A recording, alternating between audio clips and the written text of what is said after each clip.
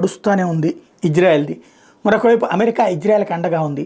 Houthi తీవ్రవాదులకి, Hezbollah తీవ్రవాదులకి, Hamas తీవ్రవాదులకి, అట్లాగే Islamic resistance ఫోర్స్కి, Islamic jihadi గ్రూపులకి అండగా నిలబడుతూ వాళ్ళ చేతన దుష్కృత్యాలు చేయించేటువంటి ఇరాన్ ఈ మధ్యలో కొత్త కొత్త డ్రోన్స్ని కనిపెట్టిందంటే. తాజాగా 5 రకాలైనటువంటి డ్రోన్స్, అందులో suicidal drones, bomb delivery drones, అట్లాగే విజువల్ డ్రోన్స్, ఇట్లాంటి 5 రకాలైనటువంటి డ్రోన్స్ని తాజాగా కనిపెట్టాం. వాటన్నిటినీ కూడా మా సైన్యానికి అందజేశాం అని ఇరాన్ చెప్తోంది. తాజాగా ఇరాన్ మీద కూడా అటాకులకి రంగం సిద్ధం కావడం, తాజాగా అమెరికా ఒక పేలుడు కూడా సృష్టించడం.